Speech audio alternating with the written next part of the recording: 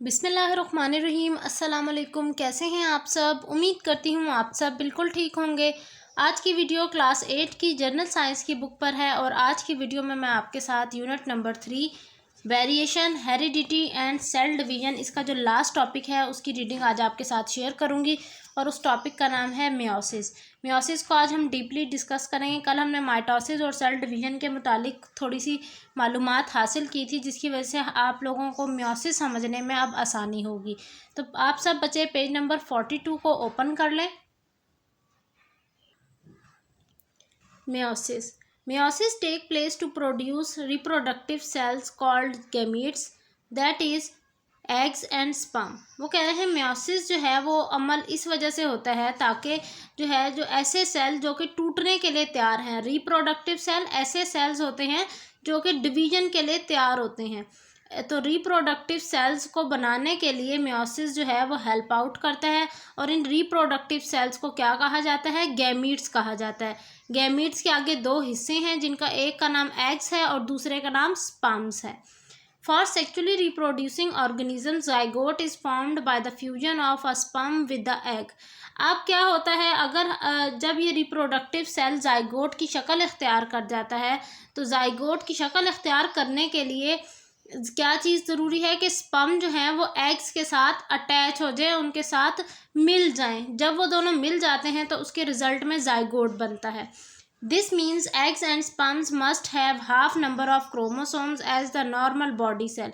इससे मतलब ये हुआ कि आधे जो क्रोमोसोम टोटल कितने थे बच्चों, याद करें अगर आप लोग, तो माइटोसिस में हमने पढ़ा था कि 46 नंबर ऑफ क्रोमोसोम्स मौजूद होते हैं ह्यूमन सेल के अंदर, या ये कह लें कि डीएनए मटेरियल के अंदर 46 क्रोमोसोम्स मौजूद होते हैं।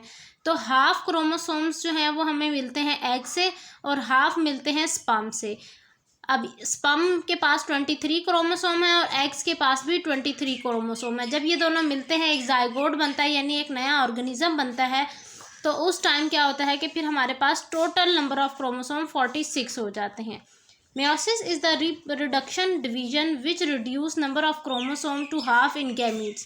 वो कह रहे हैं meiosis बेसिकली एक सेल की ऐसी डिवीजन है जिसके अंदर गैमीट्स के दो हिस्से हैं और गैमीट्स के दोनों हिस्सों के अंदर क्रोमोसोम के नंबर हाफ हो जाते हैं। Moreover a process called crossing over helps to create variation in the next generation. इसके अलावा इस मियोसिस के अंदर जो है ना एक अमल होता है, एक प्रोसेस होता है जिसका नाम क्रॉसिंग ओवर है। वो क्रॉसिंग ओवर जो है ना नेक्स्ट आने वाली जो नई नस्ल है उसके अंदर वेरिएशन प्रोड्यूस करने में हमें हेल्प आउट करती है। It involves 2 consecutive division. अच्छा, अब मियोसिस जो है ना वो आगे सब डिवाइड हुआ है 2 फेजेस में, एक मियोसिस 1 और एक है meiosis 2। As a result of 4 daughter cells are produced, each having half number of chromosomes as compared to parent cell। वो कह रहे हैं जब ये मियोसिस 1 और मियोसिस 2 से सेल गुजरता है, जाहिर है जब मियोसिस 1 से गुजरेगा तो वो 2 सेल्स के अंदर तकसीम हो जाएंगे, फिर वो आगे 2 सेल जो हैं वो 4 सेल्स के अंदर तकसीम हो जाएंगे। इन चारों सेल्स के अंदर हाफ नंबर ऑफ क्रोमोसोम्स मौजूद होंगे, जबकि जो पेरेंट सेल के अंदर वो फुल होते हैं, यानी 46 होते हैं। अब हम चलते हैं पहले फेज़ की तरफ जिसका नाम है मियोसिस 1। अब मियोसिस 1 के भी सारे वही फेजेस हैं जो हमने माइटोसिस के फेज़ पढ़े थे, बस उनके साथ आगे 1 लगा दिया गया है। जैसे प्रोफेज़ 1 है, मेटाफेज़ 1 है, इसके अलावा एनाफेज़ है और टीलोफेज़ है। प्रोफेज़ 1 के अंदर क्या चीज़ें कौन कौन से जो है ना फंक्शंस होते हैं, ये कह लें कि कौन कौन से इवेंट्स अकर हो रहे हैं वो हम पढ़ लेते हैं। Chromosomes appear as thick thread due to the tight coiling of DNA. ये हमने पीछे भी पढ़ा था प्रोफेज में, माइटोसिस के प्रोफेज में, कि क्या होता है कि क्रोमोसोम जो है ना वो बहुत ज़्यादा थिक होते हैं, बहुत ज़्यादा मोटे होते हैं और थ्रेड लाइक स्ट्रक्चर में मौजूद होते हैं।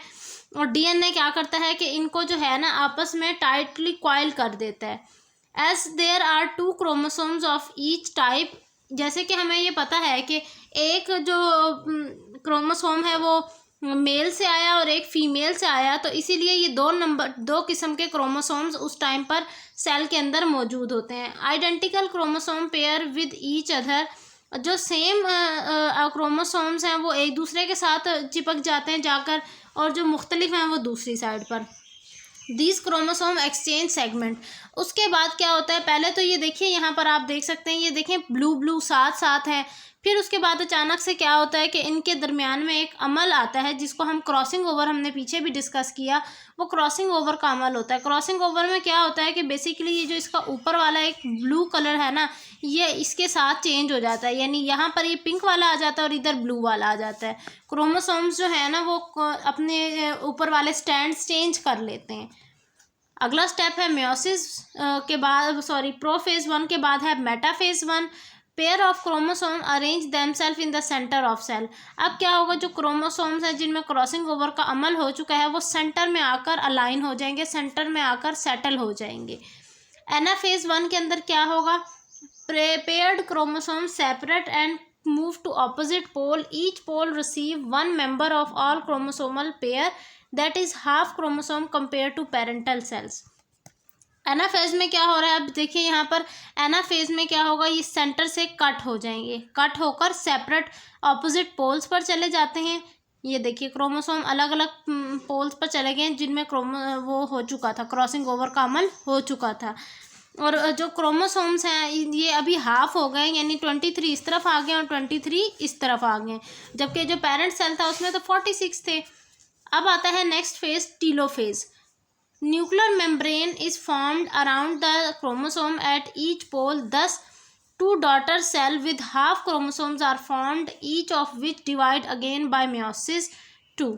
अच्छा, अब वो कह रहे हैं कि क्या हुआ है कि टीलोफेज के अंदर जो क्रोमोसोम थे वो सेंटर से जो रप्चर हुए थे, कट हुआ था, वो कट होने के बाद अपने पोल्स में पहुंच गया। उनके इर्द गिर्द न्यूक्लियर मेम्ब्रेन यानी न्यूक्लियस की जो मेम्ब्रेन है वो बन चुकी है।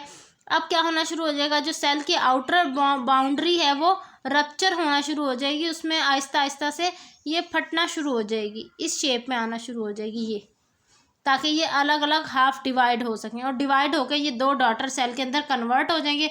अब इन दो डॉटर सेल्स के अंदर जो है ना वो अमल होगा मेयोसिस 2 का। ये देखिए यहाँ से आगे ऑनवर्ड यहाँ ये दिखाया हुआ है। अब क्या होगा, सेम वही प्रोसेस दोबारा रिपीट होगा जो मेयोसिस 1 में हुआ था।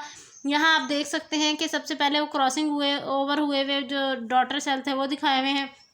देन उसके बाद क्या होगा कि ये जो क्रोमोसोम्स हैं उनमें क्रॉसिंग ओवर का अमल अगेन होगा। अब पहले ऊपर वाला स्टैंड चेंज किया था, अब नीचे वाला स्टैंड चेंज होगा। उसके बाद क्या होगा, नेक्स्ट स्टेप में क्रोमोसोम टूटेंगे, सेंटर से हाफ हाफ क्रोमोसोम दोनों तरफ चले जाएंगे, फिर न्यूक्लियर मेम्ब्रेन बन जाएगी। न्यूक्लियर मेम्ब्रेन बनने के बाद क्या होगा कि ये जो डॉटर सेल्स थे ये अगेन 4 डॉटर सेल्स के अंदर कन्वर्ट हो जाएंगे। इस तरह करके जो मेयोसिस 2 का अमल है ना वो होगा। जैसे कि मैं आपको फिर भी एक दफ़ा ये रीड आउट करके स्टेटमेंट दिखा देती हूँ।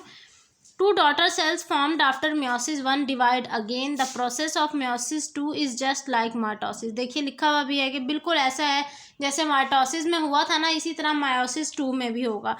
Finally, 4 daughter cells are produced, each having half number of chromosome as compared to parent cell. Parent cell के मुकाबले में जो 4 डॉटर सेल प्रोड्यूस हुए हैं उनमें हाफ नंबर ऑफ क्रोमोसोम्स अब मौजूद हैं। ये थी बच्चों मेरी आज की वीडियो। इंशाल्लाह आने वाली जो वीडियो है उसके अंदर आपके साथ इसकी एक्सरसाइज का सॉल्यूशन शेयर किया जाएगा जो कि पेज नंबर 46 पर मौजूद है। मिलूंगी नेक्स्ट वीडियो में। अपना ख्याल रखिएगा, मुझे दुआ में याद रखिए। चैनल को सब्सक्राइब करना बिल्कुल मत भूलिए। अल्लाह हाफिज़।